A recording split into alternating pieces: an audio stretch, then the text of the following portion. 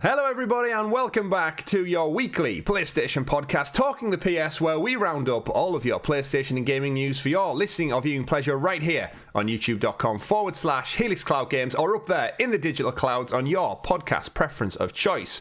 You're joining me this week, Chris, alongside my two lovely co-hosts. Joining us once again, the man of many pixels, Mr. Richie. Welcome back. Hello everyone. Hello, and welcome once again to our Chaotic Neutral. Back again this week. Rob, welcome back to the show. Thank you, thank you. Thank you, thank you. We've got a great show lined up for our viewers and listeners this week, talking about all of the Silent Hill news, all of the Resident Evil news. You'd almost think it was Halloween, ladies and gentlemen, with how much horror is on the table for discussion this very week. We're going to be breaking down Sony's Pro Controller, or Edge DualSense, whatever name you want to give it, and its price point, which is also very scary. It's almost as scary as the two games. We've got a review roundup for 3 AAA titles that dropped this past week, a bunch of news about what Bungie are working on, and much, much more. But before we do dive into it all, don't forget to give the video a like, subscribe, and hit that bell so you're kept in the loop with all of the wonderful content we do here at Helix Cloud Games, because we've got loads on our slate. This very week coming up, we're going to be recording our first episode of the X-Pass podcast, our brand new Xbox podcast. We've done it, gents. We've got the intro in the bag. The theme tune is locked down. We've got our overlays, our animations. Richie's going to host. Yeah. Everything's ready to go. I've spent this weekend just pretty much getting everything pretty much checked off, so we can record next week. It's looking good. Yeah, it's looking good. It's very exciting. Of course, we've been streaming games as well here on the channel. We've streamed already Sea of Thieves that past Thursday, which was so much fun. We really got into it. Is Richie the best pirate we've ever seen? Or is he by far the worst pirate we've ever seen in Sea of Thieves? Did you use a magic wand to shoot at a shark? No. I did. But did it work out well? Either way, you'll have to go check that stream out. I killed 2 sharks.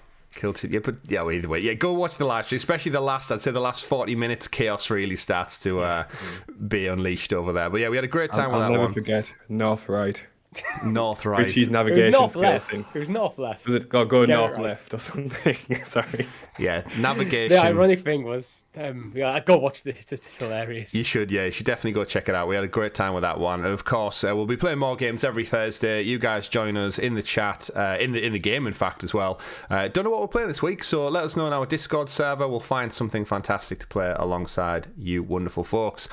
Shout out to, of course, our Helix Heroes, the people who support us, the patrons, that little extra bit further. You can do that as well and get exclusive perks, early access, and much, much more from as little as 99 pence by clicking join below in the link, and you get to be a Helix Hero. Gentlemen, like I said, we've got X-Pass lined up. Richie, we've got CloudQuest on the go as well. So many things moving around, moving the chess pieces. We should point out, if you are listening to this show on the Tuesday, don't expect to see a Sounds of Stadia podcast on the Monday yesterday. That show has been sunsetted now. However, we still will be using the same feeds for X-Pass, so don't unsubscribe. You'll get your next show drops most likely on the Monday next week as well. You might actually see the graphics have already changed, but lots of change. Can't wait for it, but more game conversation and more game chatter, and that's what we are here for. But before we do dive into all the news, let's find out what our hosts have been playing this week. Rob, in your absence last week, we didn't get a chance to catch up. What games have you been playing out there in the big wild world? So there's been 2 big ones for me. So first off is Chivalry 2, which is on Xbox Game Pass, which is like the most ridiculous medieval multiplayer fun I've had in a long time. It's essentially just kind of first person, run into a battle, swing wildly, die quickly because I'm not very good at the game. And then rinse and repeat. And it's just like a perfect blend of kind of ridiculousness, like very low barrier to entry, and it's just a lot of fun. So I'd recommend playing that. And also, I went back to Civilization 6. So I'm getting the narration of Sean Bean. You bastards. That's just your time gone then. Yeah, definitely, yeah. Have we got an hours clocked yet, would you say, roughly? I'm not sure, but at 3 a.m. last night, I entered the Renaissance era and was like, this is enough. I need to leave this game. That's the now. best time to this enter is a the nice Renaissance. drop-off point. Yeah. 3 a.m. Oh, that's lovely. Yeah, I've got a week off work this week, so I'm expecting some late ones. Just like commit to it. Yeah, wife's in bed. Yeah. I've got time is my world. Richie, how about yourself? What have you been checking out besides Sea of Thieves this past week? Still on Trails of Cold Steel. I'm getting close to the end of the final chapter now, but I'm ready for this game to be over. It's just so long. It just keeps going. How many hours? I'm getting close to 100. Ooh. It's one of You them should games be in the Renaissance era now. Yeah, I know, right? Because the game isn't fully voice acted, and there's some like hidden quests. But I do that thing, even though I know I'm not going for the platinum. I'm talking to every character, trying to make sure getting every like hidden quests and doing like the full complete playthrough as if you were like trophy hunting. And I just need to get out of that habit for a game like this and just sometimes just mainline it if I'm only interested in the story. But yeah, I'm ready for that game to be done with that. Hopefully, by the time you're watching this, I've rolled credits. Well, hopefully we've got God of War imminently upon us. Some early previews are out for that now. I think I've left Assassin's Creed Rogue, even though I initially started off wanting to go for the platinum. Time's caught up with me, and now Plague Tale Requiem's out, and then God of War's out in a fortnight. I'm looking at and obviously we're playing games on Xbox as well. I'm looking at like just my available time and thinking, do I actually have the patience to go and fight all the big warships and collect all of the feathers and the hidden pages, sea shanties and stuff, or is it kind of just like, right, I've moved on now? And especially because I'm playing Plague Tale, which looks so gorgeous as well, running on my PS5. Going back to Rogue is kind of that jarring thing where it's like, oh, it's very Ubisoft and it's very like 2013, 2014. So there is a bit of a stark contrast. But yeah, in terms of Plague Tale Requiem, we'll get into it a bit more when we get to the review roundup later in the show. Absolutely loving it. I've also played Scorn. Oh, you have played Scorn, yeah. I have. Is the first look up on the channel at the time of listening? This is going out on Tuesday, isn't it? Mm-hmm. It probably went up live yesterday then. Ah, fantastic. There you go then. So that's Scorn. Instead of Sounds of Stadia, you can watch Scorn. You could watch Scorn. Or is it Scon? How do you pronounce it, Richie? Scorn. Scorn. Wonderful stuff. Look, plenty of games. Do let us know in the comments below what you've been playing out there. We know many of our audience have been checking out Game Pass. They've been playing some games as you've gone out there and you've purchased basically all of your Google Stadia replacements and otherwise. So do let us know. We always like to hear what our crew is saying and playing. And also in our Discord server, we've got several channel feeds now for different platforms. So if you're listening to this thinking I'm a PlayStation gamer, but I also have Switch and Xbox, I play on other cloud services, fear not, we've got a channel dedicated just to that in our server. So jump into the Discord with some wonderful folks over there. Right, gentlemen, lots of news as we encroach on the spooky season.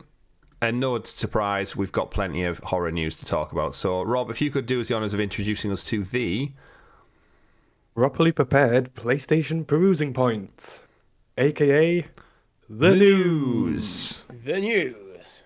The spooky news. Of course, 1 week to go until Halloween. All Hallows Eve. I did try to think of a P word, which I could put in there to be spooky, but I couldn't do it in 10 seconds since I had the idea. I can't even think myself now. Yeah, it's a hard one, that. Yeah. Poltergeist? It's easier on Sounds of Stadia to do that because you can just use the word spooky. Yeah, that's true. Yeah. Spooky, yeah. Or scary. Oh, see, Richie's off on one already with it. Right. First story of the week, we had the very silent Konami, who've done very little other than make pachinko machines for the last decade, it would feel, surprised everyone this past week with an announcement of a Silent Hill live stream. So this past week, they unveiled everything it's been cooking up to do with the Silent Hill franchise, including some much-rumoured remakes, movies, brand new games within the famous horror series. I was going to say infamous then for some reason. In case you missed it, we've got a roundup right here for you all. Starting with the big one, Silent Hill 2 remake. It's been official. It's been leaked for some time. It's been rumoured for some time. This one's got out of the bag. I don't know if this one was in the GFN leaks, actually, Richie. Now I'm saying it out loud. I feel like we have discussed it at some point on another show. Have to check. It seems like something that would be on the GFN leaks because it's been right so far with everything else that's came out.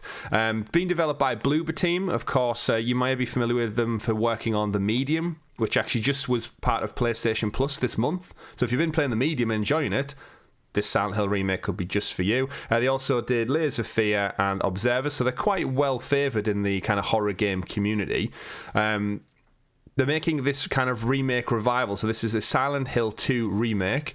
And basically, they're working with Konami, so it's not an in-house thing. Konami are basically shipping this out, second house to Bloober Team, and we got a reveal trailer showing off in all its glory, being worked on in Unreal 5. And yeah, gentlemen, I guess I want to start with, do either of you two have a history with Silent Hill? No. Rob? So I played the original 1 and 2. I can't remember the exact time I did, but I was way too young, I remember that. But it kind of went markedly down as a franchise, kind of when I was reaching my gaming maturity, I think. So I kind of dropped off it as well. And I think most of the kind of the hardcore fans have been kind of in the past, for the past, at least the past 10 years or maybe even longer, have just been a bit frustrated with the kind of direction of the franchise as a whole. So I haven't played the latest titles. But the original Silent Hill I loved. Once I'd got over the trauma of like a 10 or 12-year-old playing that game, should I say anyway. Yeah, I've definitely played it at some point. I don't know where it might have even been at yours. I don't know where it was I played this game. It might have been a dodgy copy or something like that. But I definitely remember Pyramid Head, the fog, and kind of not really knowing what to do. I think I was so young. It was just one of those things. You can't. I remember is it the nurses? They have some kind of like nurses with their face covered up in it as well. I know there's something like that. But in terms of the franchise, it of course was kind of Konami, since the Kojima falling out with Metal Gear and everything. They've not really bothered with video games, and I know this has been like a long waited rumor for some time. They did remake the first entry. It was Shattered Dimensions, I think, a while back, where it was kind of a reimagining of the first Silent Hill game. Now we're getting 2 remake, which is the most revered of the 2. I for one, am actually hoping it almost gets like a glow up like Resident Evil had with their remakes. We've had 2, 3, 4, which we're actually going to talk about on the next story of the week. I'm hoping it just kind of revitalizes it. I am a bit gutted they're not making the first one, because I would have loved to jump in at the very first story without knowing how kind of interconnected they are. But either way, I know the game's famous for Pyramid Head and the fog, I think, more importantly, setting up that kind of like creepy opening scene when you're just walking around and anything can jump out. Which is essentially like a technical limitation it had, wasn't it, right? Yeah, it was like the Superman 64 game. That's just good game design. You look at what the technical limitations are. Instead of it being a bug, they turned it into a feature. Like it adds the atmosphere to the game. Like again, I haven't played them, but this is one of the things that's always pointed towards. Like, the fog of war was a technical limitation, but added to the creepiness because you can't see too far in front of you. It's like. Yeah, definitely. There was a Rich, you probably know, there was a Zelda, was it Wind Waker remake, where they got rid of the fog, and it actually ruined parts of the game because visually the fog was hiding the technical limitations, and in the remake they'd obviously been able to get rid of it or make it further afield, and it kind of just showed the age of the game a little bit too much. There's loads of old games where actually once you remove some of the technical, like the draw distance and stuff, once you extend it, you realise actually it's kind of crappy. Yeah. Like, especially like that first era of 3D games where they're kind of figuring out where more modern stuff, they start like doing like, you have low poly versions and they update the assets as you get closer. Yeah. Back then they didn't have that. It was just like, that's just the assets. That's as far as San Andreas was really bad for that, wasn't it? Yeah. Is it like once like the fog was taken out, you realise like, I can see every single individual tower. Yeah, it was exactly. In terms of the game, we should point out as well, it is going to be a timed PlayStation 5 exclusive. So he's Sony again, throwing their cash around, locking these games in for some exclusivity window. Of course, we don't know what that actually means, because I'm pretty sure the last Final Fantasy was supposed to be timed exclusive, and it's still not out on Xbox after like 2 and a bit years. So we don't know what that one is. It's going to have a similar musical style. Again, console, cloud, the rules are really weird with all this. They've pointed out, a lot of the staff members over at Bloober did point out, saying they want to keep the unique Silent Hill atmosphere, treat it with a great deal of respect, and make a strong impression today as it did 21 years ago. There is no release date for the Silent Hill 2 remake yet, but it's coming to, like I said, PS5 and PC in some point in the near future. So I'm excited for it. I don't really know where to start with, and that's kind of a good thing. I'm so blind to what the game has to offer outside of the fog, Pyramid Head, and it's a horror. I'm keen on it. Again, disappointed that there isn't a first edition so I could play it from the beginning, but by the sounds of it, it doesn't really matter that much.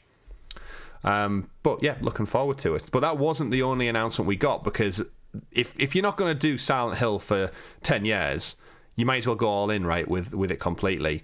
So why not just announce 4 other entries as well? We also got Silent Hill Townfall, which was announced. Townfall is revealed from developer Stories Untold, and the maker is No Code, which I've never heard of before, published by Annapurna Games, which you'll be familiar with. They just released Stray, was the last game they published on PlayStation with the cat. And this one kind of remains more of a mystery. We don't really know much about Townfall yet. What we do know, though, is why in the trailer it says there's a walkie-talkie, or a little kind of like TV radio thing, and the subtitles, why are you here to be punished. That's good, I like it. I think we've done something so awful, we're stuck in this place to be judged by these people. And then the trailer just ends with a guy basically wearing some glasses and then the logo of the game. Any expectations on what you'd expect to see from this one? It's hard to think, because the publisher developer, I'm guessing it's going to be a smaller entry.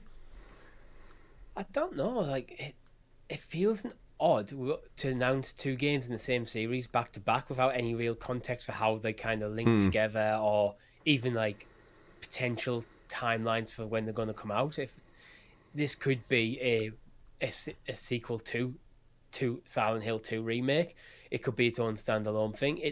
We just don't have enough info. Yeah, I don't like this trend of like kind of companies bringing out like mass announcements with like 6 or 7 different titles all rolled into one. It like, especially on something as iconic as like Silent Hill, it makes like, I think it waters down like the big release of like the 2 remake. Yeah, it's like, which one should I be more interested in right now going forward? If I could only pick, because if they're getting announced at the same time, the natural assumption is that they're being getting released around about the same time. Which do you go for? Yeah, it seems to be set back in like old, like again 90s era with the technology that's on display in the trailer. I would have liked a bit more information to whether this is going to be totally different, because I feel like what Resident Evil has really benefited from is having the remakes with the third person, and then they've had their newer entries, which has been first person. So you've almost had this like flip flop every other year of it's still a horror game, but it's still very different in the different perspectives that you play. I'm wondering if maybe Townfall is Silent Hill, but they're going to pivot towards maybe being like a Outlast first-person jump experience rather than your traditional wander around the town or the village and see what's going on. But we'll have to wait out to find more on that one, because it didn't end there. They also introduced a new movie, which I think I've seen the Silent Hill original movie, but again, in my brain, it was so long ago, I just remember there was, I feel like, loads of gore, Pyramid Head, of course, you have to get in there, a protagonist who I can't even remember who played the main character, and they ended up in some kind of arena with loads of monsters around, but the actual story in itself, I don't remember anything about. It was awful, absolutely awful. Who was the main actor or actress? I can't remember. Just, I feel like it was just generic kind of horror lead role where you don't really stick with them. It just ticks all the typical tropes of horror. Like, we've got some gore, we've got some jump scares, we've got a scary, like a quiet moment. As long as it's got the fog, that's all people care about. In terms of the movie, it is being directed by the same guy who made the original, so they're getting him back for the 3rd entry in the series. Whatever that means to you. But yeah, 2006 was the original movie, which is crazy. So, anything you'd particularly like to see from a Silent Hill movie? Yeah, for it not to come out. Considering like the past kind of performances, yeah, I just don't want it to come out. Fair enough. Richie, anything you big of a horror guy in movies? I'm not. I'm kind of with Rob. It's like, there's nothing about this that particularly interests me. I think it's probably going to be inferior to the games. I almost can feel it going like, you know how the Resident Evil movies took off, where the first one was kind of a fun action horror movie, and then it just went to crap. Yeah. Too much too soon. Like, that's kind of like, it seems like going by what Rob said, it started off with crap. It may come out and it may absolutely land, but I think horror is one of them genres that's very, very difficult to make it interesting for me, in my opinion, because I think a lot of horror films do kind of have the same kind of feel, same kind of vibe. They're all over some jump scares and just, I don't know, just yeah. Is anyone really asking for this right now? Would you be surprised to learn that in the original movie, Sean Bean was in it? No, because did he die? I don't know. He plays Christopher De Silva, but every other actor and actress in there, I do not recognize.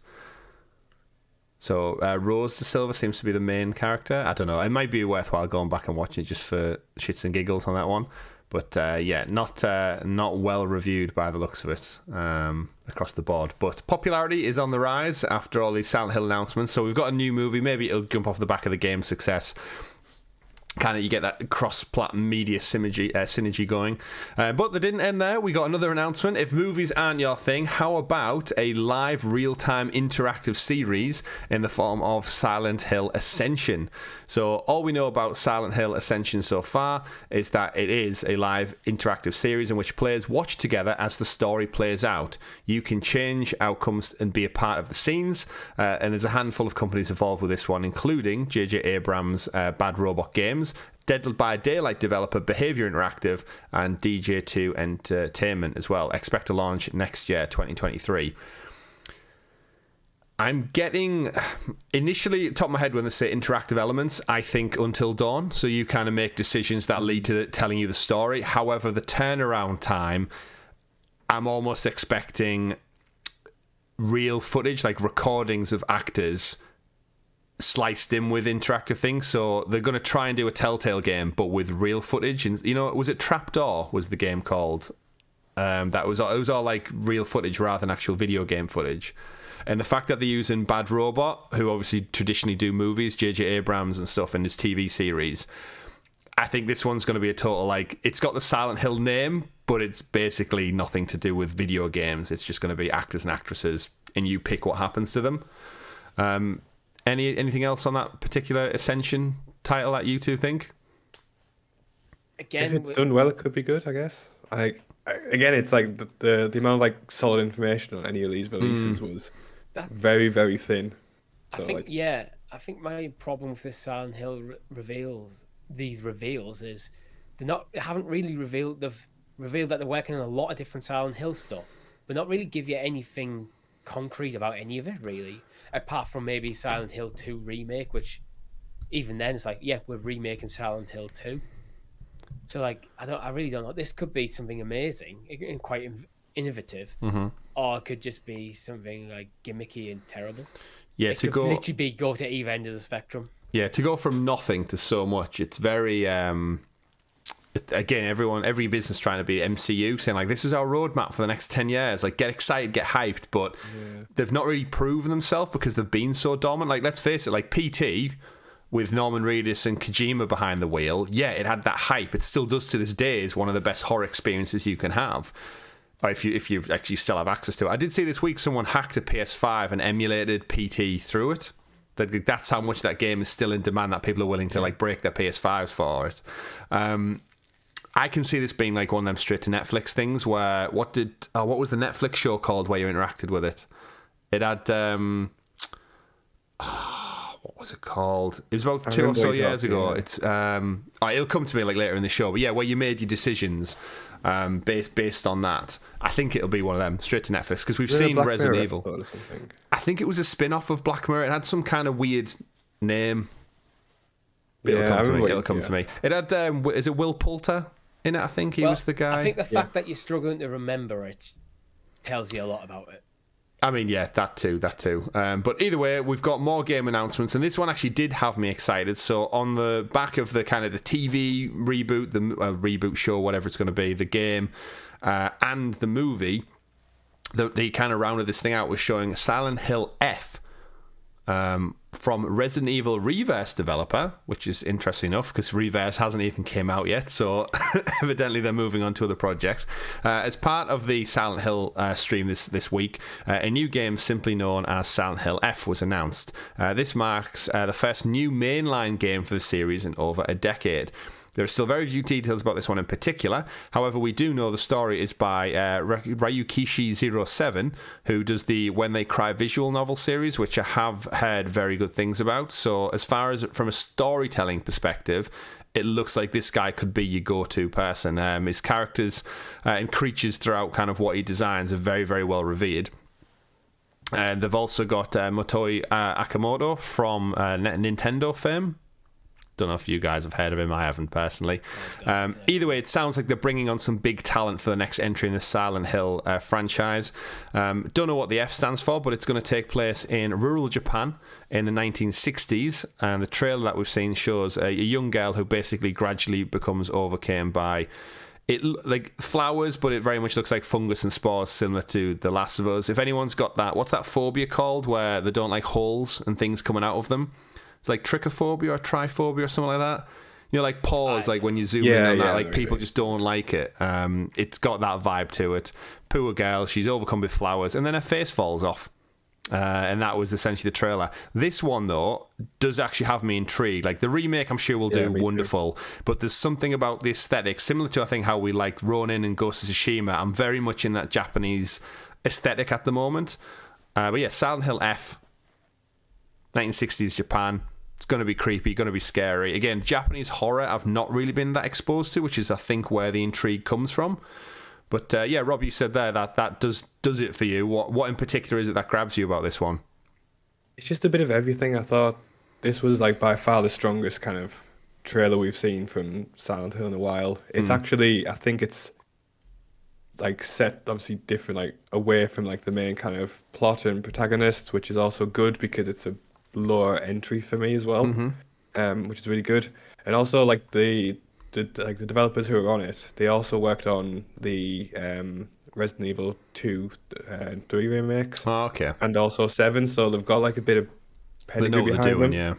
Yeah, so they've got a good like writer, they've got a good development house, and they've got kind of a good support structure behind them. So it just feels like a lot more of the feels like this the base ingredients are there. Modern Silent Hill rather than the remake. Yeah. I think the fact that is the next mainline entry also does a lot for it. Like if this is essentially what's going to take the franchise on. It's all well and good going back and do remakes and these little small spin-offs, but the fact that this is the next kind of AAA entry in it after such a long wait, you know they're going to want to put all their chips on the table with this one. So fantastic. Richie, Japanese horror. Again, horror for me just very, very rarely cuts it, but this does look, I agree, this looks like the strongest of the bunch that we've talked about so far. My concern is just goes back to, this is a lot of Silent Hill to be announced in a very short period of time for what is ultimately a very niche series. It's a cult classic, the originals, but I don't think they'll ever had that full-on mainstream appeal that Resident Evil did. No. I think there was a flashing time. You can make an argument that when they were better games, but yeah. There was like a flashing time when they had like momentum behind them, but they just squandered it completely. Which I think is the issue. Yeah, they're definitely making up for lost time with all of these announcements. I guess. I hope it does well. I really do. Yeah. Any guesses for what the F stands for? Is it just 5? Fifth entry in the series? Face off. I wonder if it will just stay as F or.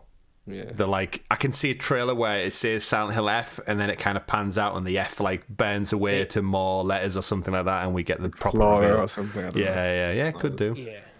Excellent. Pardon me. But yes, so several announcements adding into the Silent Hill franchise. So if you're a big horror fan out there or a big Silent Hill fan, get excited again. We don't have any locked in dates. We know 2023 for the TV inspired one, but we'll keep you in the loop with all things Silent Hill going forward. Other than that, we also had another stream this week for a second major story. Resident Evil 4, we know, is kind of ramping up for the Halloween season. We've got Resident Evil Village DLC content in the form of the Winter's expansion coming out in less than a week's time. On top of that, we've also got Resident Evil 4 Remake due out early next year. And Capcom showed up just off the back of all the Silent Hill news to remind us that they are arguably the biggest and best franchise in the horror world out there. They've given us perhaps the best look yet at the anticipated Resident Evil 4 remake, and they shared some more information on some other projects. Within the trailer, we see the opening scene for Resident Evil 4 that takes place in the town, and there's a lot more to see in that. you guys, Resident Evil 4, you've played this one, Rob, I think. I haven't. I loved it, yeah. I knew one of you spent some time in it. I always remember for Resident Evil 4, it was very orange, like sepia tone, everything about it. This trailer does not look that at all. They've totally got rid of that colour palette, and which gets me more excited for it as well. One of the big things I noticed that added in the gameplay is apparently with the guy with the chainsaw, when he hunts you down, apparently that was like an instant kill back in the day, and now you have the ability to actually block with your sword, whatever he's got, like his dagger thing. His knifing, yeah, serrated blade. So very excited for this one. That my relationship with Resident Evil, Richie knows through the channel, is like I've never really played them before. We played Resident Evil 2 a few years ago on Halloween, and then since then on the channel we've played fully through Resident Evil 7, fully through Village, had a great time with it, and now I'm on this cusp of like, fuck, should I just go back and play 2, 3 remake and 4, like when I can be on the shelf ready for RE4 remake next year. Because it comes out in March, so it's not. I've got a few months to kind of get around to it. And they announced all the deluxe packs, all of the DLC, the cosmetic. I was going to say cosmetics, and all the cosmetic stuff for RE4. Is this a day one play for you, Rob? Yeah, definitely. Like the gameplay trailer they brought out had like some really nice details into it, and they haven't fell into the make it more action kind of crap, which you can do when it comes to like remakes like this. The most annoying thing about going back and playing the original number 4 now is it still looks okay and it still plays great, but it's like the inability to move when aiming. Yeah. Which like that's been updated now, and it just looks like the perfect kind of remake for what is a great story and a great setting in the original. Yeah, it'll be interesting to see how being able to move and shoot at the same time actually increases or decreases the fear level, because that was always one of the things. If you wanted to shoot a zombie, you had to make a conscious decision that if there's anything nearby, I cannot move while I'm trying to shoot this thing in the head, which opens you up to so many attacks. So I guess they probably had to rework the game mechanics a little bit to compensate for that extra movement. In number 2 and 3, they had like they really pulled the camera in tight. So whilst you could still move at a relatively small pace, you couldn't kind of you still didn't have like that safety from either side of you. So I think that's what kind of like they did it really well in 2 and 3, and I hope like it looks like they've done it the same in 4 as well. Yeah, I think with the original Resident Evil, like 1 to 4, it's like it comes back to what I was saying about Silent Hill and like the technical limitations, and good game design works around that.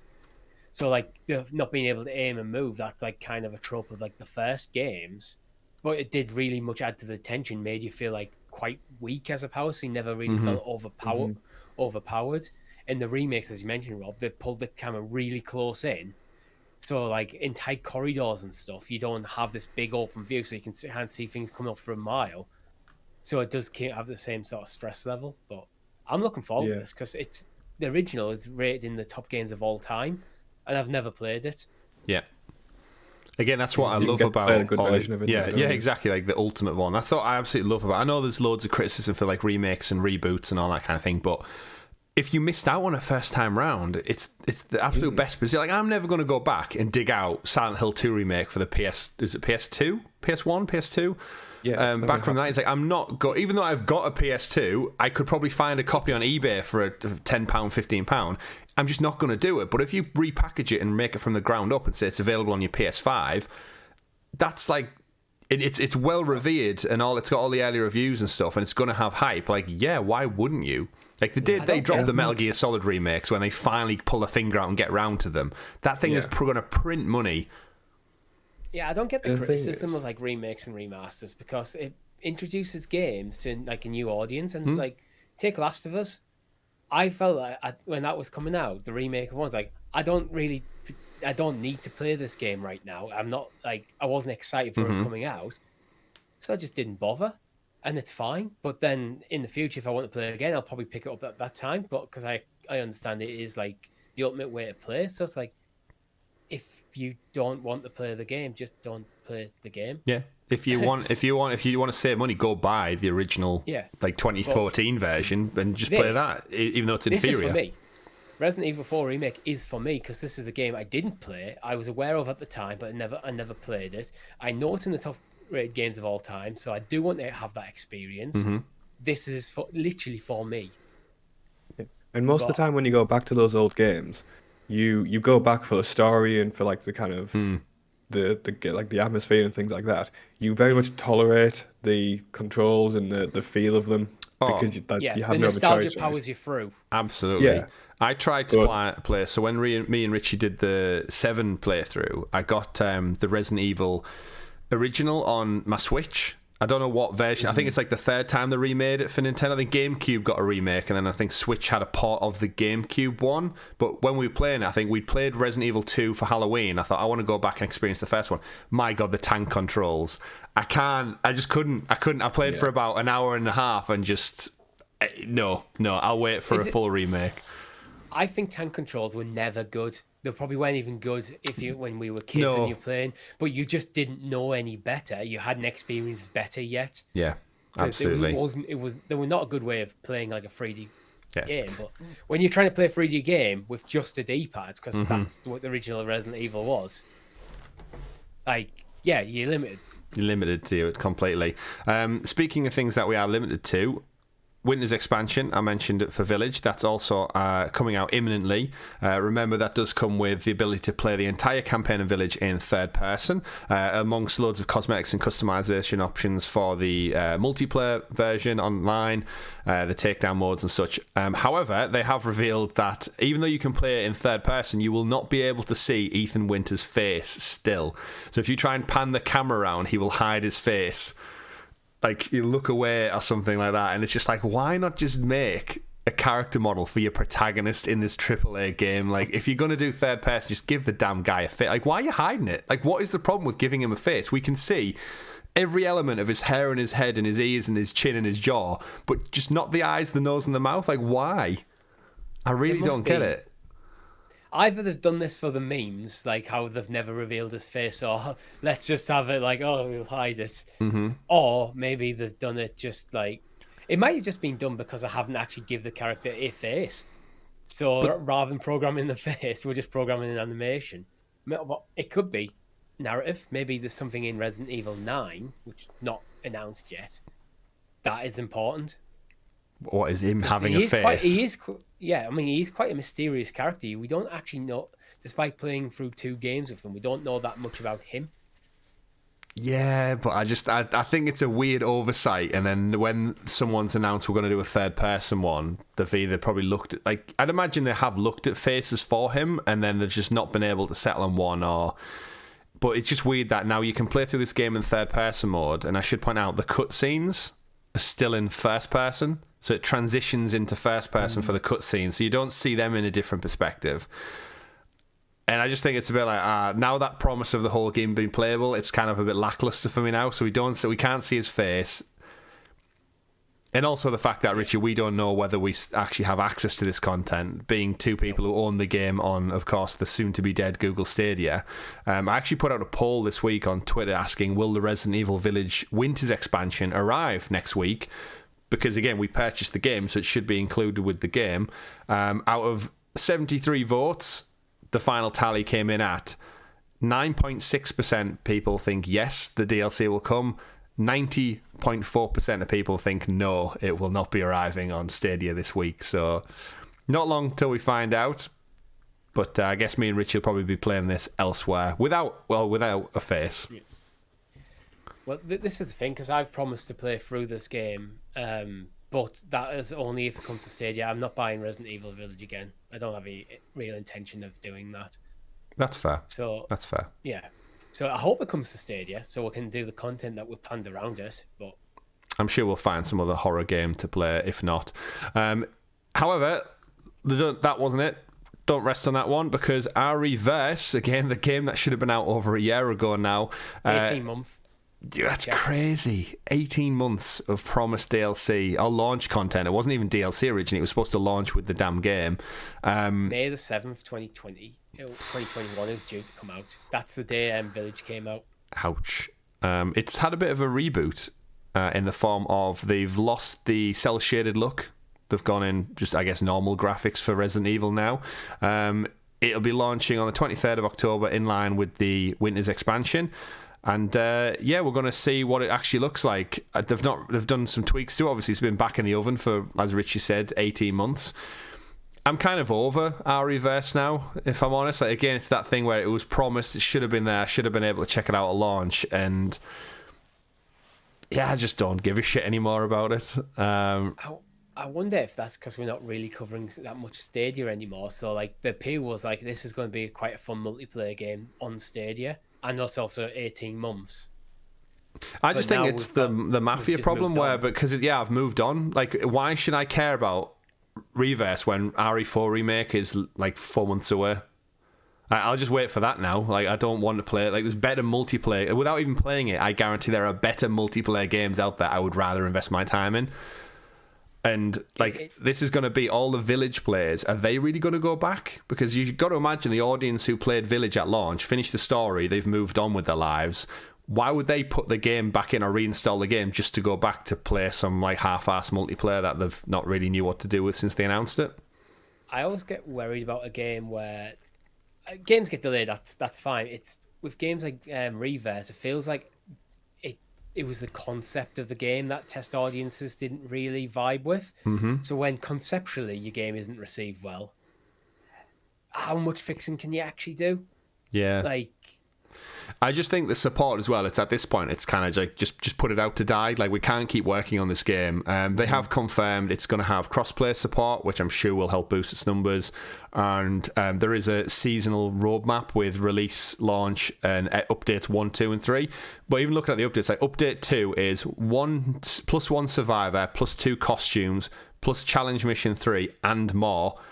Update 3, +1 survivor, +1 creature, +7 costumes, challenge mission 4, battle pass level 61 to 80, and more. And you're just like, and then more coming soon. I can see this game just getting no support beyond this update 3, and it'll just die a sorry death with the game, unfortunately. I think they've committed to like these free updates, and it'll be a case of let's see how it goes. Because you never know, it might come out and be really fun to play, and might find its audience. I mean, as a fan of the franchise, even though I'm not interested in it, and that's like, you won't find like a much bigger Resident Evil fan than me. I think the best thing they could do at this point is probably just put it out free to play. Like, look, you don't need Village, you don't need to buy Village. This is just going to be a Resident Evil free to play model we'll put out. And like Richie said, if it does well, great, we can keep supporting it. If they've kind of captured that magic in a bottle, but I think multiplayer at this point just feels like a tacked on thing for Village that they couldn't get ready for launch. 18 months later, that's still not kind of the finished product, and now they're just, like I said, it's like kind of get shit or get off the pot. You just got to do it now, push it out the door. If you don't want to go fully free to play, put it on Game Pass, put it on PlayStation Plus to get as many hands on it as possible. Because absolutely, if people who don't own Village looking at this game and then there's a price tag going, maybe not. But if it's free, people will jump in to see what it's like, and if the game is genuinely fun, the people might stick around. So yeah, it's got that free to play vibe now.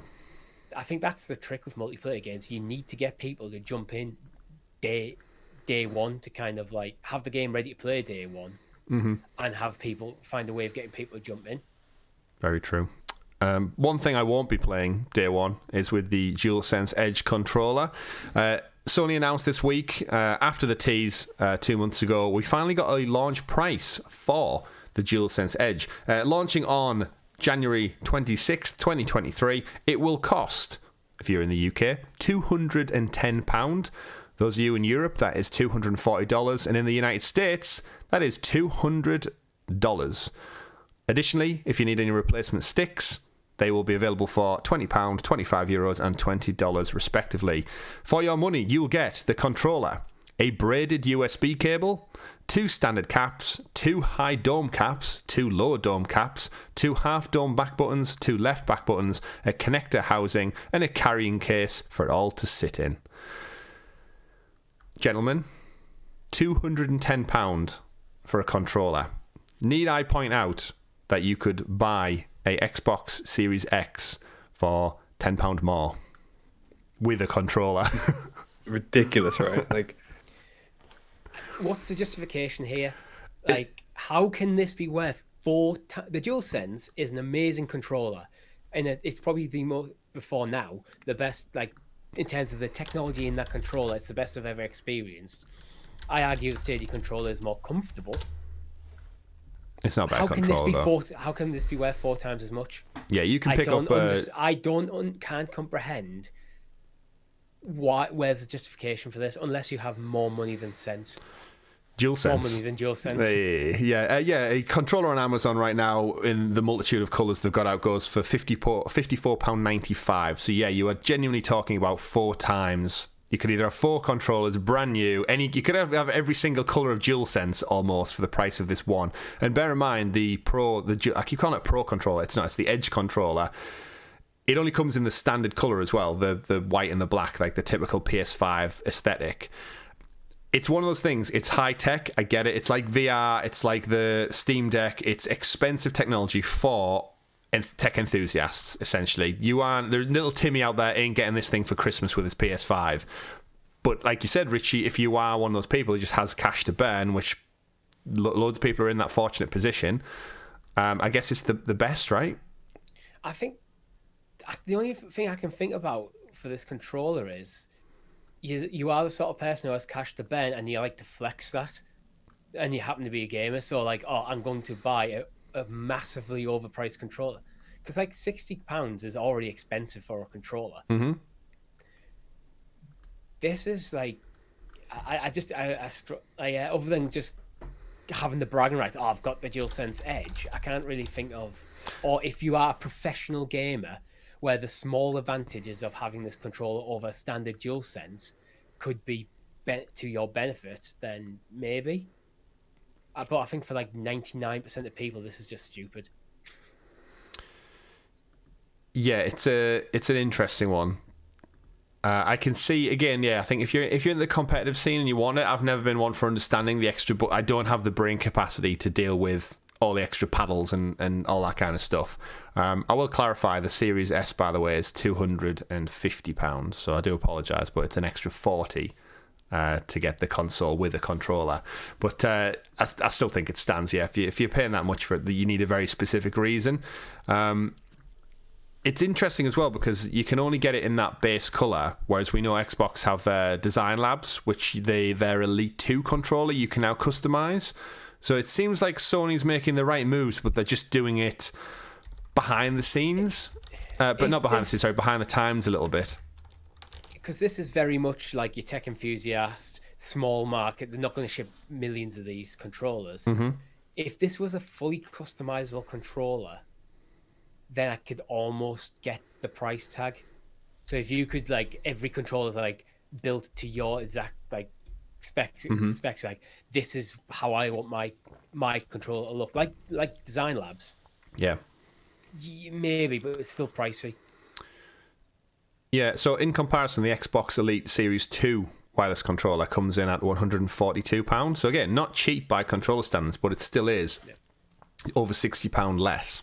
So what is it? It does make me just look at them like side by side and go, like, what extra am I getting? Yes, the DualSense has all the haptic stuff that the Edge has the same haptic stuff the DualSense does, but is it enough to merit that £60 difference? Well, no, I don't think it it's is. already in the DualSense. Yeah, it's not adding anything over than base controller. It might be if it might have better tech than the Series X Elite controller, whatever it's called. But if you compare it to the DualSense, it's like it's basically a better version of the DualSense. Yeah. So I don't know. Absolutely. I just don't know where the extra money is coming from, apart from they know they're not going to ship many units. Therefore, this is the price they've deemed they need to put it at in order to make profit off the units they do ship. Quite possibly. Again, it seems the general consensus is that it's too much. Over on Eurogamer, they ran a poll with their audience, 1,800 votes. Will you be buying the Sony £210 DualSense Edge Pro controller? 13% said yes, 37% only after a price cut, and 50% said no way. So still 13% high for me, actually. Again, if you're looking at business stats, it's like I said, tech enthusiasts, they will buy it.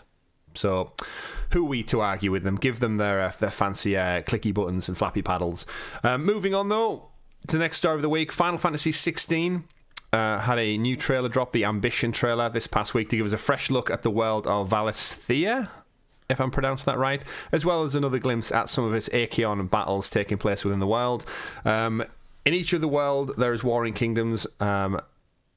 and they have special powers. Now, I don't know anything about Final Fantasy. Richie, we've discussed it, that they're all individual standalone with some kind of like loose threads that tie them, like chocobos and stuff. I'm aware of that. Yeah, there's loose elements, but they're not like narrative threads or anything. They're just like this, like your summons, your chocobos tend to turn up in all of them. Mm-hmm. And that's about probably it. That's probably the main two things that kind of like, every Final Fantasy games will have a few elements that make it like, you can tell it's a Final Fantasy game, but absolutely, other than that, very distinct from each. Yeah. So the new trailer showed off 2 new dominants. And it seems to be taking place in almost like a civil war of sorts. We won't go too much into it, but the biggest thing that I've taken away from the new trailer, what they announced with it, was that the game is pretty much finished already, which means they have about 9 months to just polish this thing up, which I think for any AAA game to have that long in the final one. So Yoshida, the game director, basically said, regards to development, the team has turned a corner, we've entered the home stretch, and we're currently concentrating on debugging, tweaking, polishing, and optimization, essentially. So it's due out summer next year. We don't have a proper date, and again, it is a exclusive PlayStation 5 launch, so it's one of your big hitters for next year. It's the next entry in the franchise, to which it's actually the first Final Fantasy game that actually has my interest from the get-go. I think probably because of its setting. It's set in that kind of medieval high fantasy world that I'm more inclined to show interest in. Final Fantasies went more action focused rather than turn-based. That too. Well, so that's probably appealing to you. Absolutely. With the timeline, I wonder if, because Final Fantasy 15 came under some criticism as a game that just never seemed to stop releasing. Because they just, like, for the first, 6 months, they kept adding new content to the game. It was like, it kind of, had a feeling that this was rushed out of the door when it wasn't like playing poorly or anything, but it felt like not fully fleshed out. So I wonder if this time round they've given themselves a much bigger window and haven't necessarily needed it. But I mean, it's good. Take your time. Take the next 9 months to just make this the best game you possibly can. Yeah, the last one had they actually cancelled their DLC, didn't they? I feel like they reined it in a little bit on whatever they had announced. I feel like they had it in the pipeline. They came out and said, "Oh, we're not going to do that one." They did a lot of DLC. Put it this way, I have the Platinum Trophy, and my completion is around about 45-50%. So that's how much extra stuff is like. Fair enough. Is this day one for you then? I take it. Yes. Yeah. I thought it might be. Rob, how about you with Final Fantasy? Is this one? I've kind of dropped off the franchise since it'll been kind of 11, 12 came out. So I haven't really played any of the more recent ones. I do think that Xbox should threaten to sue Sony for releasing an exclusive game, though, because that seems to be the trend that's happening at the moment. So yeah, they're at heads with each other at the moment for multiple reasons, which large businesses usually are. But it does seem like the exclusivity argument is losing its pace when, on one side, Sony don't want Microsoft buying companies because of the exclusive reason, but then on the flip side, they announced about 3 things this week that are all going to be timed PlayStation exclusives. Yeah, and I think it's keep real quiet about them ones. Yeah, I think the argument is it's different buying a company than just having an individual use case game. Oh yeah, absolutely. It's the same with the counter argument to saying Sony has their exclusive, but it's like, yeah, but they're also made in house. They're not just going out purchasing these companies for billions upon billions of dollars, and there's a difference, I think, between incubating studios and doing the work yourself, rather than going, oh, they look good over there, drop a big wad of cash and go, now you're ours. I totally get it. We'll no doubt talk about for the many, many months and weeks to come. It is actually the UK regulatory board that seems to be causing them the most problems at the moment. I don't know how it's filtering its way through the US legal system, but it does seem to be our regulation panels right now, which are causing Microsoft a lot of headaches, putting up a fight. But we won't get into that here because we'd rather talk about games for the most part. And we had 3 big AAA games launch this week on the platform, whether you knew about them or not. Let's get into some of them. So I mentioned at the top of the show, Plague Tale Requiem, the second entry in the series for Plague Tale from Asobo Studio. I've been playing it. I'd say about 5 odd hours in, up to probably chapter 3 or 4. This game's fantastic. I'm just going to say it right now. This is, as it stands, up there in my kind of game of the year discussion. So I've got Horizons in there, I've got Stray in there, and this one is firmly in there after just 5 hours in. I think the game looks gorgeous, the gameplay is fun, the characters are fantastic, the relationships and stuff, and it's very much ticking all my boxes at the moment, and I've seen a lot of outlets doing that. GameSpot giving it 7 out of 10, IGN 8 out of 10, Gamerant 4.5 out of 10, VG 4 out of 5, PC Gamer 85 out of 10, 85 out of 10, 85 out of 100, sorry. Very good reviews across the board, and I've seen loads of kind of influencers and such across social media saying, like, is this game of the year? Before we've obviously had other ones. Elden Ring, I know, is in the mix for a lot of people. Yeah, I was going to say, like, in the year that Elden Ring came out. Although Elden Ring has gone quiet, I do feel like... It came out in, like, February. Well, again, that's what happens with end-of-the-year award ceremonies. You have that recency bias where... Will everyone be talking about this? Or let's face it, is everything going to be swept under the table when God of War comes out next month? Like there is an inherent bias that launching at the beginning of the year does unfortunately fall foul of. Plague Tale absolutely doing it for me. I am keen to know, I think probably more from your point of view, Richie, where you're at with it, because I've recommended the original to you since I finished it last year, and it's obviously on Game Pass, the sequel. So this is now your opportunity, I would say. I intend to play I want to play number 1 first, which is why I haven't bothered jumping into Requiem. It's literally probably the only reason I haven't.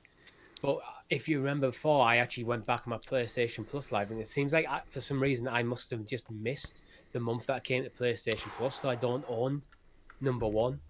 So I do intend to go back and play it at some time. It's on my list of games that I want to play.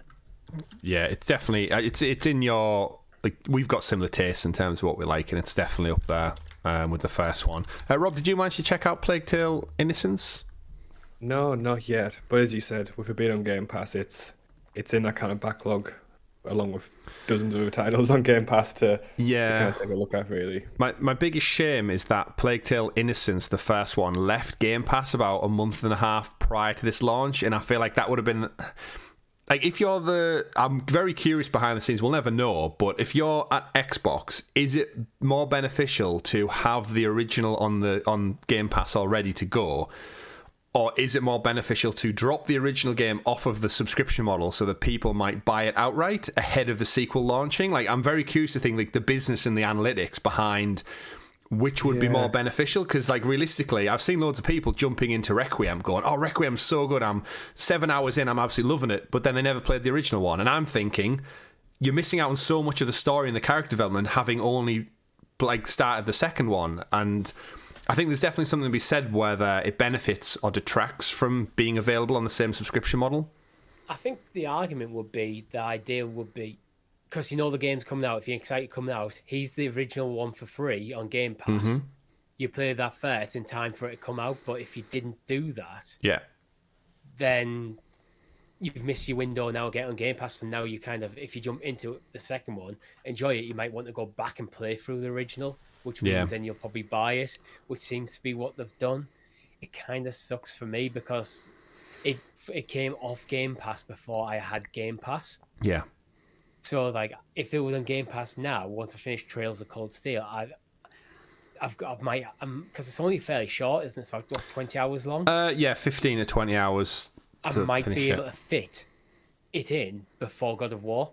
Yeah, and then I could play Requiem after God of War. Yeah, I think I did. Like, again, if you're not bothered about the Platinum Trophy, you could probably finish Innocence in a weekend. Mm-hmm. Yeah. So it's like it's got that timely factor where you could just go chapter to chapter and finish it off. But yeah, it is an interesting one if you haven't played it. I'm into Requiem. You could probably get away with playing it having not played the first one, but I love the first one so much. I think you're doing yourself such a disservice by not enjoying it. If it's a direct sequel, I'd rather play it from the beginning of the story.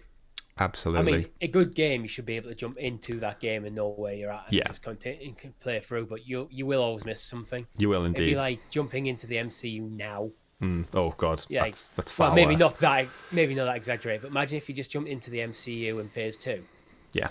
And you missed like Phase 1. Yeah. Like, this Avengers movie's got loads of people I've never seen before, heard of. Yeah, it does have that element to it. I will say the biggest standout thing so far for me, though, is the musical score. Like, the music beats they use for, like, when bad shit happens, and when like it gives you some like nice levity in like nice relaxing moments, and yeah, it's really well all around a great game, and I'm gonna play shit tons of it tonight as well, probably well into the early hours of the Renaissance period while Rob's up playing Civilization. So yeah, that's one of the games that did launch. One that did kind of fly over the rainbow, under the radar in fact, was the new Tales of the Borderlands game. I actually tweeted out about this because I didn't even know this came out this week. I feel like we only had the announcement in the summer at one of the, I think it was Jeff Keighley's thing, Summer of Games Fest thing. And it's out now from Gearbox. The sequel, spiritual successor, whatever you want to call it. New Tales from the Borderlands is out now. It's getting, again, decent reviews. 7 out of 10 GameSpot, 7 out of 10 IGN. Saying yeah, it successfully captures a lot of the Telltale original magic with its fresh and funny, affable new set of main characters. Unfortunately, it also introduces a new bunch of problems, both in the story and some half-hearted game mechanics that's come up the works. You don't need to have played the first Tales in order to enjoy this one, but if you're going to choose one or the other, I'd stick to the original and circle back to this pseudo sequel with tempered expectations if the first one grabbed you as much as this reviewer. So it sounds like it's a perfectly serviceable sequel, prequel, spiritual successor, but it still doesn't sound like it's better than the original. And also, I can't believe how little marketing Gearbox and the Embracer Group have put behind this, because I've not seen any existence of this game this past week or so at all. Yeah, it very much feels low effort, doesn't it? It's not enough to pull me back into the franchise. Like the effort I'm seeing from an remarkably okay game is like, I'm not going to take the effort to kind of jump back into the franchise for me. Yeah, I like Borderlands, but again, with new Tales from Borderlands, I was looking at it, it was never for me going to be a day one purchase. Like, it's always one of them that I'll get to at some point, ideally through Game Pass or PlayStation Plus. Like, if this dropped on PlayStation Plus next month, I'll probably jump into it. It just feels like one of them sort of games where I'm not going to go out of my way to play it, but I would like to play it at some point. And with the reviews coming like fairly average, quite middling, it's like, okay, it's not really changing my mind to like taking that approach to it. If this was tens across the board, I'd be like, where's my credit card?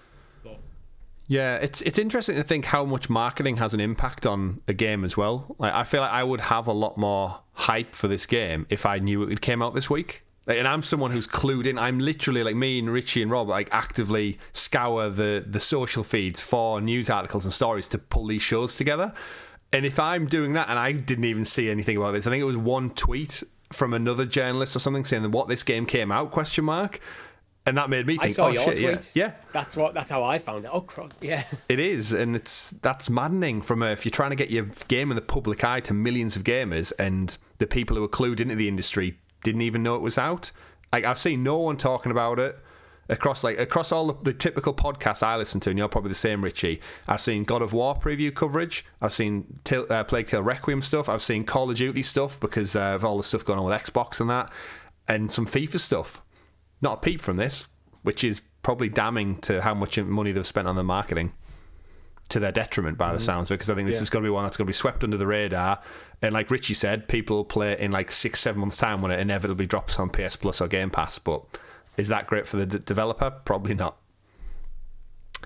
But either way, that wasn't the worst thing that's came out this week. We covered it on last week's show. We suspected it. Gotham Knights is here, and all of our worst expectations have came to life. Reviews for this game are coming out, and it's not being received well. 4 out of 10 GameSpot, 6 out of 10 VGC, 5 out of 10 Games Radar, 5 out of 10 IGN. Couple of decent ones in there. There are a few people who've given it its benefits for a doubt, but overall it seems like Gotham Knights is consistently disappointing, and it's a bad return to Batman's troubled world. All I'm really seeing is that this game is far too late. It's about 5 years too late. Yeah. And again, with no Batman element, and the gameplay apparently is not modern. Like, it feels, a lot of people have actually weirdly enough said it feels worse than what it did in Arkham Knight, which came out in 2015. So it's like, if this game's coming out 7 years later and it feels like almost the reviews basically say, if you want to play a game in Arkham, go back and play Arkham Knight, which It'll be significantly cheaper now as well. I mean, yeah, it's a 7-year-old game. You probably own it on some. It's been on PlayStation Plus, I think. I've heard good things about the characters, like individually, like their own little story arcs. But other than I've had there's occasional good moments, but then they're kind of few and far between, and the whole thing doesn't like kind of come together as like a good video game experience. Absolutely. Funnily enough, I've seen posters of this, like oh yeah, same in town, like around town, like everywhere. Yeah, it's like this one has marketing behind it. Yeah, like why not? Why? I strongly suspect this has just got caught up in the fact that WB couldn't decide whether or not they wanted to make games or not. Which means that there might have been an ambitious team working on it, but if they're constantly getting the brakes put on, they're not sure where they're going, what the direction of the game needs to be. Yeah, when you like, if like, should we be making a single player game? Should we be co-op? Should it be online? What? It feels like this game just probably unfortunately, for the developer's point of view, just never really knew what it wanted to be. So they just brought out a mediocre, like not quite Batman story. Yeah, I think this game's kind of been lost in the mix. I would imagine after they made Arkham Origins and they were told, oh, you're going to work on another Batman game, they probably wanted to tell a Court of Owls storyline with the characters in a single-player game, similar to all 4 prior Batman titles that were in the works or been released. And the powers that be have said, oh, we want a multiplayer game, though. We want a games-as-a-service title, which it's not really games-as-a-service. That's the ironic thing. But its systems mirror games-as-a-service so badly. It's got apparently an unnecessary cosmetic system where you're, like, say if you're, like, Nightwing and you've got your 2 batons, you can upgrade them. So you defeat enemies to get skill points to upgrade them so they're just a little bit stronger. And I've heard a lot of people say, if you take so many like brutes down, apparently it just becomes a game of hit points where it will take 100 hits to take down this guy because he's a higher level, because you've leveled your character up, and it just just sounds like it sucked all the fun and necessity out of what the game's trying to be. And it just seems like it seems like they've put every generic thing you could have for a multiplayer game, shook it around, slapped a Batman IP on without Batman. And put it out. The map is apparently too big as well, where you basically end up going from A to B, and a lot of the early reviews have just said the city feels that empty. I just fast travelled, so you're not actually seeing all of the hard work that was put into the making Gotham look so good. That's like. I think we're at a point in video games now where if you're going to make an open world, the traversal needs to be fun. Or there needs to be enough stuff there to keep you entertained, because having a huge open world with nothing in it is just pointless. So you're just kind of wasting people's time. So to your traversal point, Richie, you don't, from the get-go, all the characters cannot glide off rooftops. You have to unlock that by leveling up. So if you've played, so if you play as like Batgirl, you can't glide from the beginning. You have to unlock that. It's not even like a narrative unlock. It's just level a up. talent tree. So one of the other things it does is between leveling up, it doesn't let you progress the main story until you hit a certain level. So it will actively say you need to go up another 3 levels before you can go unlock this mission. And to add another string to it, if you've played as, say, like Red Hood as your main character, and then you suddenly go, oh, I fancy checking out Robin instead.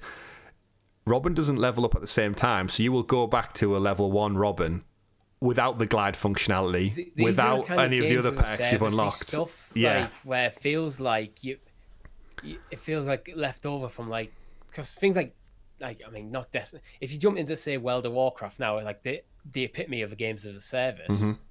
Yeah, you start a new character, you have to start and level up that character again, but you're playing in a world that's populated by millions of people. Yep. This isn't that game though. It's like, I don't know. It sounds like at best a 6 out of 10, like from what I've heard. And it's like, there's not. When I was looking at the trailers and stuff, it never really grabbed me. It's like I was always like, what is this game? What are the key hooks? And I never really saw them. It looks like they just went there. Yeah, it seems like an unfortunate mix match. I do worry for Warner Brothers Montreal that now after Origins and then a 9-year wait, and they put out a mediocre game. This is what I wonder. Is it their fault? Is it WB above them? Because again, they're backwards and forwards, changing their mind whether they want to try and get in or out of games. Yeah. can't help this game at all. No, absolutely not. And what it leads me to think is like, I actually worry for the Suicide Squad game. I think I've got similar vibes from it. It was like, I don't give a shit about playing as King Shark or whatever in this 4-player co-op, whatever. I'm sure it's got story beats and it's Rocksteady, so it's their prime studio. But I get like a similar vibe where I'm like, I just don't care about the Suicide Squad. I don't care about Suicide Squad. It feels like a thing that they're trying to force to happen. But it's just every time they do it, it's just, it's fine. Like, oh, you can be Deadshot. And I'm like, Deadshot's just supposed to be a villain for like Green Arrow and Batman to deal with, not as a main character in a 4-player game. I don't know, it's interesting. Warner Brothers, I could see these, if Warner Brothers are looking to shift off the gaming division, I could see these studios being just acquired by someone in the next year or two. Just like cut cords, done. And I don't know what that means for the Batman games, but again, after 7 years, Gotham Knights, I feel like the fans of the franchise are still just waiting for the next Batman game, and yet it feels like everyone at the studio is doing everything in their power to not give us a Batman game, which is crazy. They've seen James Gunn take a crack at a Batman game. Yeah, they've seen James Gunn creating like superstars out of like D-list characters, and they think, oh yeah, we'll just do that, and not realizing that there's like, for some reason, only he can do that. Yeah, you have to have a very good vision, and plus he had good material. He had very good material to work from. It's just like, in the realm of Marvel Comics, Guardians is kind of had a cult following, so he had good stuff to work from. So get the right cast. And it's all about just missed opportunity, I think. Remember when the Arrow TV series started? I remember back in the day thinking, Arrow Season 1, terrific TV. And thinking, I think at the time we must have been probably playing Arkham City, maybe? Maybe Arkham Knight was out. And obviously that show's had 7 seasons now and it's finished and it's all wrapped up. I remember thinking, like, if you could just take, like, the Arkham aesthetic, apply it to, like, a Tomb Raider type game with Green Arrow, I'll play that. He's lost on an island. He gets back home to the city. And, like, it would be fantastic. And then it's kind of game and gone and no one cares about Green Arrow again. I kind of find now, either you're better off going full multiplayer or going full single player. And if you're going full single player, don't give me a plethora of characters to pick from. Have one character and just absolutely nail it. That's what Arkham did with Batman. Yeah. They nailed how Batman feels. That's what Insomniac did with Spider-Man. Yeah. You're going to play majority as one character and we're just going to nail how that character feels. When you start getting 4 or 5 different characters, each of them starts feeling a bit more watered down. Yeah. It really does. Moving away, though, from Gotham Knights, rest in peace, we'll move on to some bigger game news. Bungie are apparently working on their next entry. The next entry in the long dormant Marathon franchise. Project Marathon is apparently going to take the form of a 3-person squad-based extraction shooter, which just sounds like buzzword in my head. It's in a pre-alpha state. Unsurprisingly, though, there's a suggestion of the new Marathon game will be a games live as a service with season rewards and progression worked in. We don't know any much more about it. Of course, Destiny 2, recently acquired by PlayStation, did have a cash injection of $100 million by Chinese company NetEase, and they trademarked the name Matter for an undisclosed project, and then Sony swooped in and bought it. So it looks like Bungie are working on possibly 3 things at the moment, whether there's some overlap on here. Obviously, the continuation of the Destiny franchise, this Matter game, and now Marathon, Snickers, call it what you want. I know nothing about Marathon. I've never even heard of it as a franchise. This is like, it's been like dormant for since 1994. Yeah, we were 4-year-old when the game came out originally. Yeah. But the thing is, like, this could, like, the people who like this game are like fanatic about it, and like there's like 0 elements of what Marathon was in like this kind of new. But it seemed like they've just taken the title. Yeah, I've watched some gameplay of the original Marathon. It looks like a sci-fi Doom clone, like not a modern Doom clone, like the original where you got the gun in the middle and the bobbing up and down. You can't actually aim up and down. You can just turn left and right. Yeah, great game. It was on the scale of like Doom as well. Like people liked it in the same way they like Doom, and I feel like they could, at best it could do okay, but at worst it could piss like a lot of kind of that hardcore gaming community off, really. Surely, if you're like a big fan of that games from that era, you're not looking for this game to be that. You're looking for this game to take like the lore, the story beats and stuff, and kind of the setting, and turn it into a modern game. Like, Oh yeah, like that's the Returnal. reasonable. That's the reasonable thing. But Yeah. obviously, like Twitter and current, there's like, gonna be idiots the out gaming there. fanatics, I think it's just going to blow up in the face, really. Yeah, but yeah, if realistically, what you're looking at is taking like this game will be the Doom Eternal or the Doom 2016 to the original Doom for Marathon. That's where you're expecting, isn't it? Yeah, I think it's more an IP, and I think Bungie have enough goodwill behind them that it should. Sci-fi shooters. Yeah. If like they'd have to do something quite drastic to mess this up, and I think there's been enough of a time gap between the original Marathon trilogy to really just like give them pretty much as long as they don't like make a terrible game, which I don't think Bungie are capable of doing, and it just has the Marathon kind of lore tied into it. I think it'll do perfectly fine. I don't think it'll be gangbusters. I actually think the name Marathon, it works quite well, similar to Destiny, where it's just one word. It's simple, kind of like EA were hoping with Anthem. Like, let's just get a word that kind of doesn't really mean anything, but it can become something if we put enough investment into it. I can see this becoming because it's Bungie, and I mean their roots in Halo and Destiny, where a sci-fi shooter is very much up their alley. I can see this being a potentially fantastic game. We'll have to wait and find out. One of the things you won't be able to do in the meantime, though, Richie, is play Red Dead Redemption.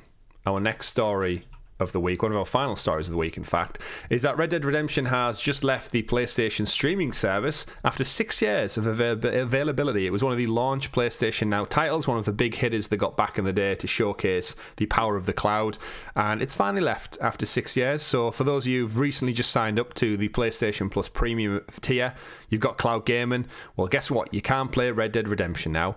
So its departure, however, does highlight a problem with subscription services and these models in particular, and that is the fact that the only way you can play Red Dead Redemption now is by dusting off your PlayStation 3 and playing it on there. Of course, if you're over on the Xbox side of things, you can play it through backwards compatibility, so it's still available there. But what really does just bug me is that how in today's world can we not play such a huge title like Red Dead Redemption on current tech? And this is a problem. For a remaster, I reckon. Well, if you remember when they did the definitive trilogy of Vice City, GTA 3, and San Andreas, they were working on a Red Dead 1 and a Grand Theft Auto 4 remake, and they got that burnt on the output from that. They canned them. Yeah, but they did a crap job. Like, what do you expect? The remakes of the the remakes of Grand Theft Auto trilogy were objectively worse than the actual original versions of the game. So yes, you're going to be bent on that. All you need a remaster should be objectively better than the original, because you're taking the original and making it better. But yeah, I mean, it's just crazy, right? Suck.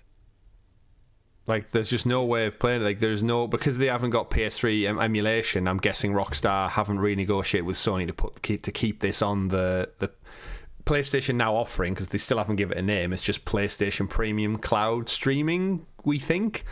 It's just mad to think you can't play a title as well revered as Red Dead Redemption on my PS5. Really, that's becoming much bigger as kind of we get older. So we were the first generation to have computer games in the modern sense, I guess.